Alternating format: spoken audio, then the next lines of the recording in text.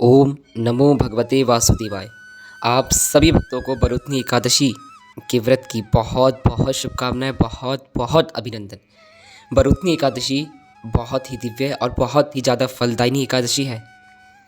बरुतनी एकादशी का महात्म जो सुनता है उसको भी बहुत ही ज़्यादा फल मिलता है। यह मैं आपको कथा के अंत में बताऊंगा कि बरुतनी एकादशी का व्रत जो नहीं कर पाते वह सिर्फ कथा को सुनने मात्र से उनको क्या फल मिलता है, और जो भक्त कथा भी सुनता है और व्रत भी करता है बड़ी ही निष्ठा से तो उसको क्या मिलता है। तो चलिए कथा में हम सभी भक्त प्रवेश करते हैं। बरुतनी एकादशी का महात्म कुछ इस प्रकार है। धर्मराज युधिष्ठिर बोले कि हे भगवान, हे गिरधर गोपाल, वैशाख माह की कृष्ण पक्ष की एकादशी का क्या नाम है प्रभु? उसकी विधि क्या है? कौन से फल की प्राप्ति इस एकादशी के व्रत करने से होगी? भगवान श्री कृष्ण बोलिए कि हे राजेश्वर, हे धर्मराज युधिष्ठिर, वैशाख माह की कृष्ण पक्ष की एकादशी का नाम बरुतनी एकादशी है। यह सौभाग्य को देने वाली मनुष्य को समस्त पाप इसके व्रत करने से नष्ट हो जाते हैं और अंत में सुख मिलता है। इस व्रत को यदि कोई अभागिन स्त्री रखती है तो उसको भी सौभाग्य मिलता है। राजा मानधात बरुतनी एकादशी के व्रत के प्रभाव से उन्हें स्वर्ग मिला, वह स्वर्ग को गए। ऐसे कितने अनन्य भक्त हैं और कितने हमारे ऋषि मुनि हैं जिन्होंने बरुतनी एकादशी का व्रत किया, महात्म सुना तो वह प्रभु के धाम को गए। जैसे कि भक्त प्रहलाद, ध्रुव जी, यह सब गुरु वशिष्ठ जी इत्यादि इत्यादि सभी श्रेष्ठ गुरुजन और भक्त सभी एकादशी का व्रत करते हैं। तो आप सभी भी एकादशी का व्रत तो अवश्य ही कीजिए। 10,000 वर्ष तपस्या करने के फल के बराबर बरुतनी एकादशी का व्रत है।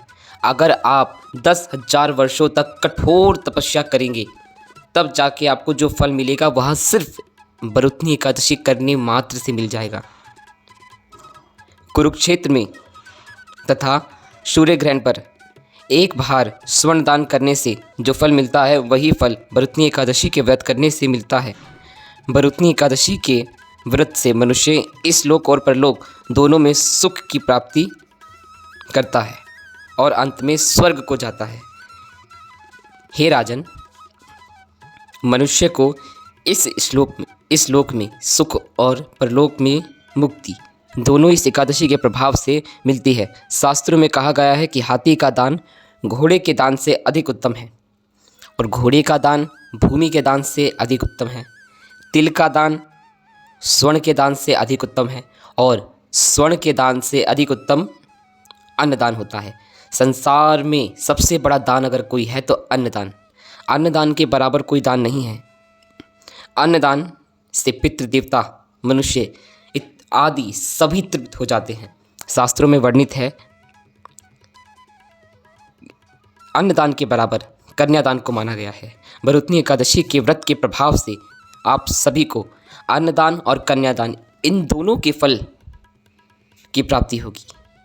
लोभ के वश में होकर जो मनुष्य कन्या का धन खाता है, कन्या को धन की भांति उपयोग करता है, प्रलय के अंत तक, पृथ्वी के अंत तक वहाँ नरक में पड़ा रहता है और असंख्यों पीड़ाएं उसको सहनी पड़ती है। अगले जन्म में वो विलास का जन्म लेता है। प्रेम व धन सहित जो मनुष्य कन्यादान करता है उसके पुण्य को चित्रगुप्त भी लिखने में असमर्थ रहते हैं। ऐसा महान कन्यादान और अन्नदान बरुतनी एकादशी के व्रत करने मात्र से आपको मिल जाता है। आपके खाते में वह दान लिखा जाता है। बरुतनी एकादशी का व्रत करने से पहले आप 10वीं से ही कुछ नियमों का पालन करें, जैसे कि कांस के बर्तन में भोजन करना, मांसाहार इत्यादि इत्यादि यह सब कभी ना करें। मांसाहार तो महापापों में आता है। मसूर की दाल, चना, कौद, साग, मधु, दूसरों का अन्न लेना और दूसरी बार भोजन करना और स्त्री का संग करना, मैथुन्य करना इत्यादि इत्यादि भोग विलास की चीज़ें ना करना। उस दिन जुआ से बहुत दूर रहना, किसी की चुगली ना करना, किसी की निंदा नहीं करना, किसी का धन नहीं हड़पना। जो भी करना है सत्य से करना है, हमेशा सत्य बोलना है, क्रोध नहीं करना, मिथ्या बातें नहीं करनी, इन सभी को त्याग कर आप सभी व्रत को करें। नमक, तेल तथा अन्न इस व्रत में वर्जित होता है। अब ये किन के लिए कहा है और किन के लिए नहीं, ये इस बात को जानने के लिए आप हमारे चैनल पे जाइए, वहाँ आपको इसके बारे में डिटेल में पता चलेगा। हे राजन, इस एकादशी का व्रत जो मनुष्य विधि पूर्वक करते हैं उनको स्वर्गलोक की प्राप्ति होती है। जो व्यक्ति यमराज से डरता है उस व्यक्ति को भरुतनी एकादशी का व्रत करना चाहिए। भरुतनी एकादशी के व्रत के करने मात्र से यमराज उसको स्पर्श तक नहीं कर सकता। स्वयं भगवान के पार्षद आते हैं भक्त को लेने के लिए।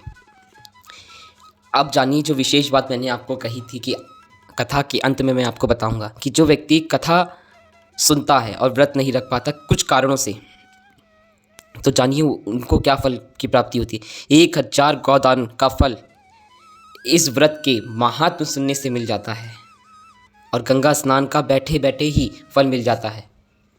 त्रिवेणी संगम का स्नान करने का फल मिल जाता है।